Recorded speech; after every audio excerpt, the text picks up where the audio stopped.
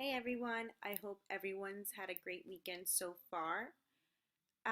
For Module 7, I will be discussing the P from POS for our Phi Sigma Sigma community. So let's get started. So Phi Sigma Sigma is made up of 60,000 initiated collegiate members.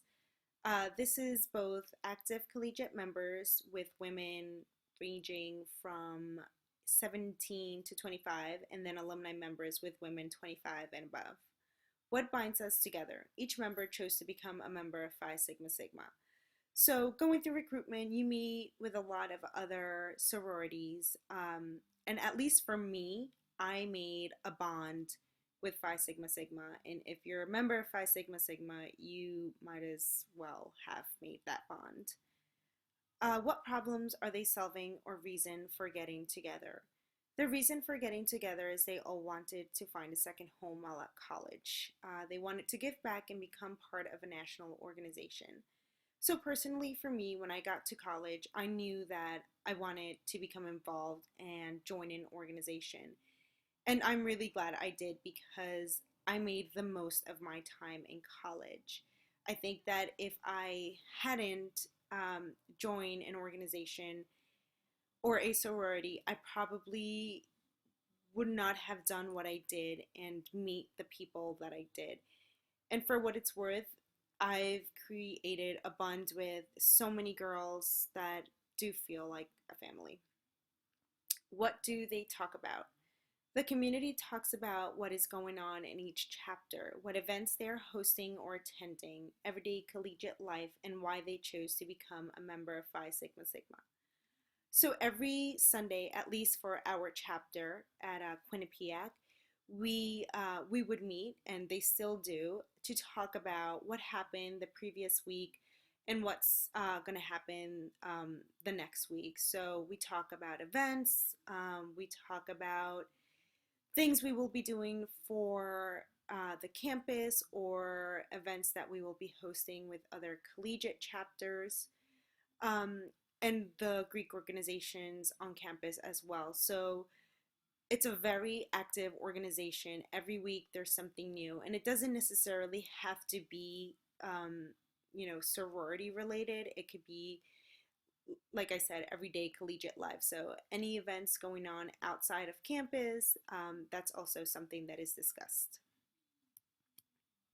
Who is the typical member? Are there mavens or connectors, creators or critics that you have identified? So I think there's a little bit of everything. As Emily touched upon last week, there are a little bit of everything in our specific chapter at Quinnipiac. But in general, the typical member is a collegiate girl looking to become involved on and off campus and to meet new people.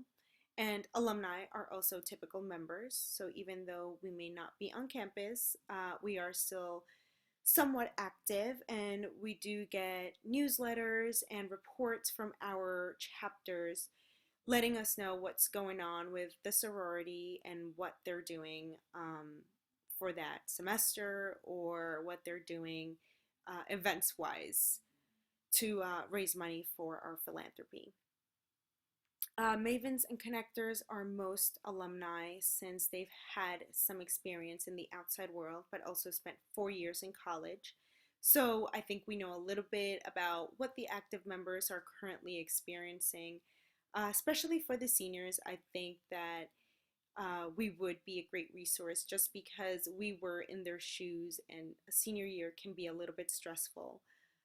Senior sisters can also be considered mavens of the sorority and connectors on campus.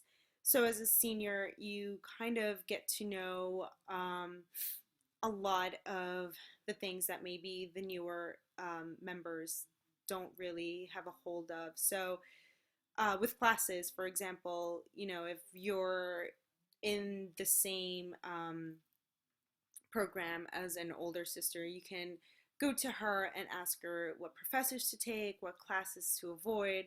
So it's always good to look up to the seniors in your chapter just because they've had some experience on campus when it comes to classes and professors. maybe some organizations that they can join outside of a sorority as well. And then the recognized critic of the sorority is the MLA.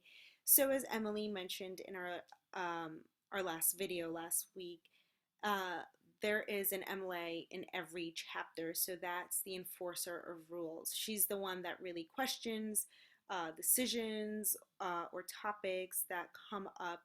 And it's really good to have her there just because it does keep the conversations going between all the girls. And then lastly, where do they talk? What platforms? And which ones do you see the most conversations? So we use several social media platforms that include Twitter and Facebook, but again, even though Facebook has the wider audience, Twitter is the one that is mostly used. And I think it's because it's just easier to connect with other people from other campuses and advertise and promote the events as well. What are opportunities for conversation, discussion, or content? So for active members, discussion topics can include classes, professors to take or to avoid, and other campus organizations to join. For alumni members, it's mostly networking opportunities. So, I mean, at least for me, if I am looking to move jobs, I know that I would try to see who from my sorority sisters, might know someone from a company that I would like to talk to. So it's always good to let others know that you are or were part of a sorority, and it really does help because, again, it's some sort of networking opportunity for you. So that is that. If you haven't yet, Emily posted part 2, and she discusses our community's objectives and strategy. I hope everyone has a great night.